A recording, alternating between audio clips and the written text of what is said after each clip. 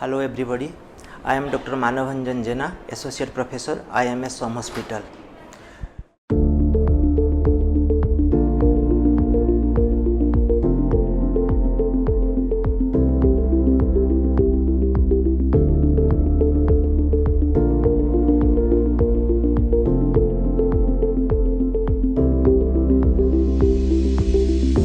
Today, regarding cardiovascular disease, heart failure is the major problem in India. Among cardiovascular disease, the heart failure, most of the people in India are suffering from heart failure.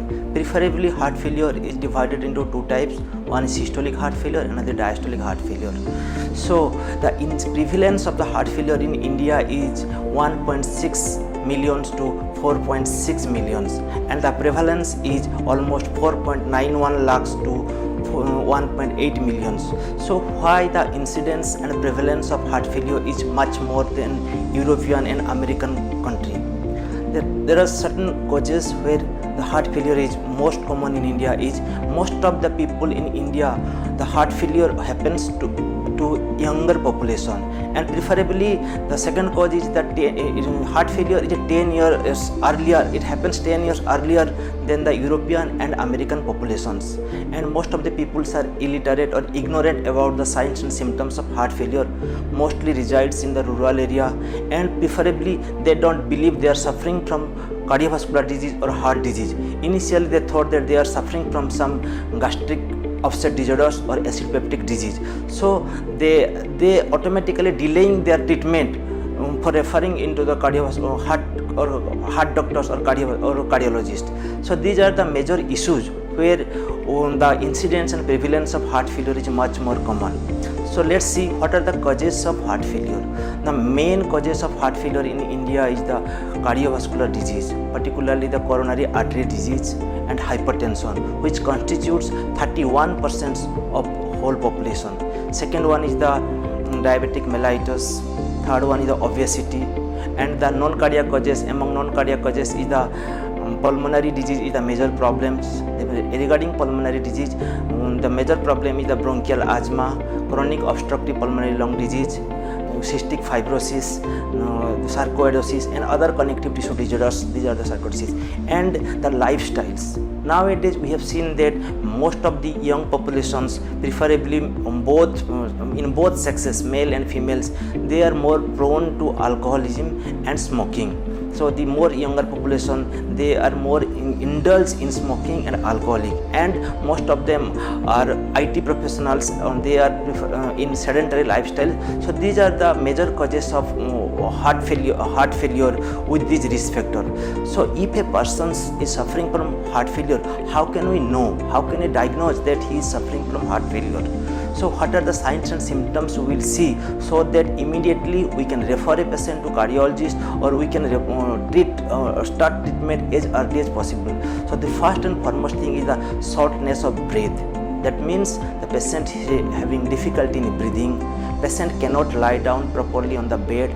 If he lie down properly on the bed or in supine position, then he will have more shortness of breath or more difficulty in breathing. Another one is the swelling of the lower limbs. Both legs are swollen, or ankle joints will be swollen.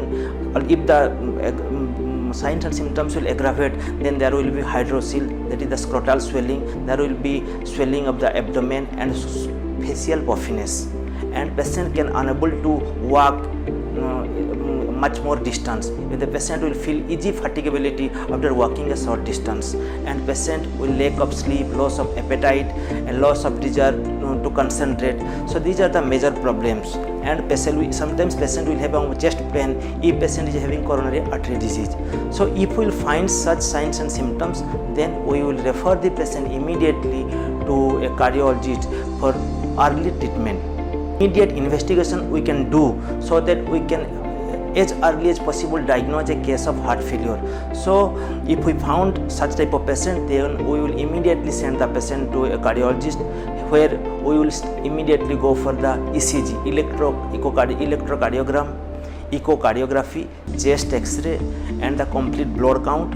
And to know the prognosis of the heart failure patients, we will go for the NT-proBNP test, serum urea and creatinine, serum electrolytes like sodium, potassium, serum calcium and magnesium test, and fasting blood sugar or HbA1c or urine routine microscopy examination.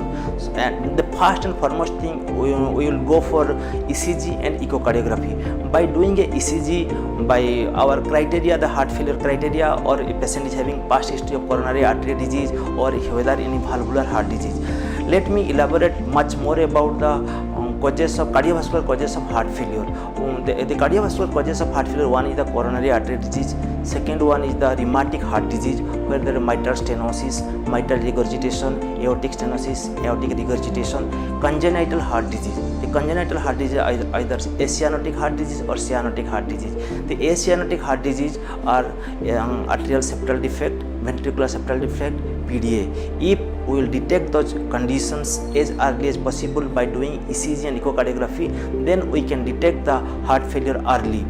So our motto, in particularly those who are suffering from heart failure due to coronary artery disease or due to heart disease, our motto is to delay the signs and symptoms of heart failure.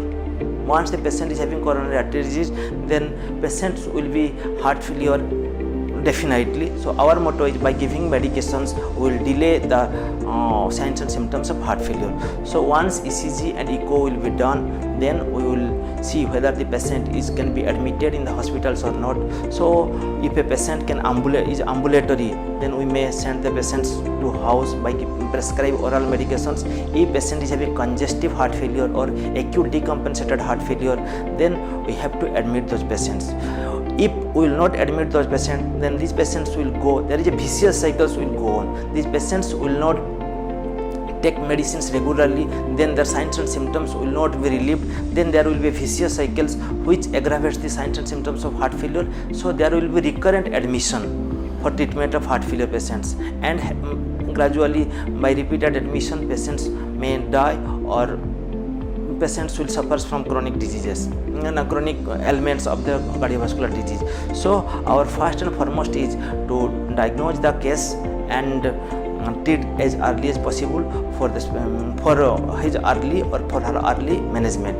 And regarding the non-cardiac causes of heart failure, we should treat the non-cardiac causes like doing a pulmonary function test, by doing a D-dimer assay to know about the pulmonary embolism or pulmonary infarction, and other certain diagnoses are there which can detect the non-cardiac causes, preferably the pulmonary causes of heart failure. So as a cardiologist, particularly in India, if we will find such type of patients having signs and symptoms of heart failure like swellings of face, swelling of legs, swelling of abdomen, with shortness of breath, difficulty in concentration, so loss of appetite, loss of sleep, then without any delay we should send the patient to a cardiologist. And as a cardiologist, our motto is to doing precise investigation. Instead of doing lots of investigation, we should do such an precise investigation so that as early as possible we can diagnose the case of heart failure and to minimize the signs and symptoms or alleviate the signs and symptoms as early as possible. So our motto will be to reduce the signs and symptoms of heart failure, and we will prevent repeated hospitalizations and prevents recurrence of signs and symptoms in future. And for that, patient has to adhere the medications as early as possible. For that, patient has to do a regular follow-up at a certain interval as by cardiologist. Preferably, if patient is having acute decompensated heart failure, then we will manage the patients in our ward, particularly cardiac specific wards, for proper management. After patient is ambulatory and patient is dry, then we may diagnose. We may send the patients or discharge the patient with certain medications, but patients should attend the cardiologist at 1 month interval, first 6 months, and we have to do certain investigations in every follow-up like ECG, echo, and other blood parameters like CBC, urea, creatinine. Why we should do the investigation at a regular interval? Because we have to check whether the contraction of the heart is improving or not, whether the prognosis of heart failure is improved or not by doing a NT-proBNP. So certain parameters we have to repeat in every month so that we can follow the patient regarding his or her prognosis or her well-being of the well-beings or improvement of signs and symptoms. And patient has to adhere the drugs, whatever drugs we have prescribed. Non-pharmacological issues regarding we have to contain the water fluid intake. The total fluid intake should be according to the LV systolic dysfunctions. If severe LV dysfunction, then preferably we advise the patient to take less than 1 liter per day total fluid intake. If moderate LV dysfunction, then preferably 1.5 liters. If mild LV dysfunction, then 2 liters per day fluid can be taken. And patient has to cut down his salt intake. Total salt intake, extra patient should not take extra salt, provided if there is no contraindication or to take or indication to take salt. If patient is having hyponatremia, then we have to judiciously use the salt or drugs which can improve the sodium concentration. And patient has to avoid strenuous exercise, strenuous exercise, so that patients there will not be much more burden on the heart. And patient has to take avoid red meat, preferably mutton, crab, prawn, etc. patient has to avoid. If patients will stick to these non-pharmacological parameters and the pharmacological drugs, definitely his signs and symptoms will improve and he can or she can lead a better life, and his repeated hospitalization can be minimized and signs and symptoms is improved. Thank you.